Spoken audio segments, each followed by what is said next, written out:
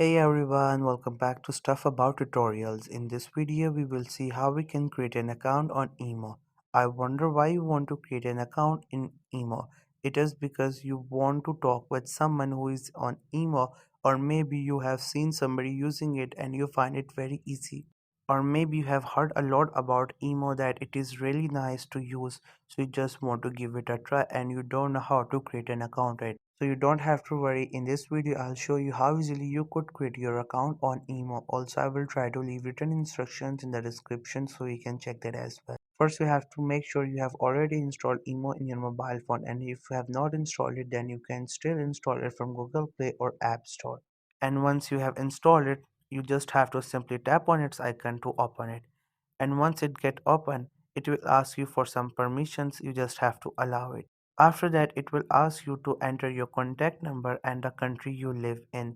So if you want to update your country, what you have to do is you have to click on the existing country, and from the list of the countries you can select any country of your choice. Here you have to make sure that you only add the country in which you live. After that, it will send you a verification code to the contact number that you have entered, and then you have to enter that code here to verify your account. So you will get a message on your SIM number in which there is a code written, so you just have to copy that code and paste it here so we could proceed to the next part. After that, you have to enter your name and then you have to upload a picture, but if you don't want to upload a picture at the moment, then you can skip it by just clicking on the blue option which is on the top right side of the screen, so you could later upload picture of your choice from your photo gallery or from the camera. After that, it will ask for some random permissions, like it will ask you to take your contact number and different your personal stuff so that it could use it for your benefit.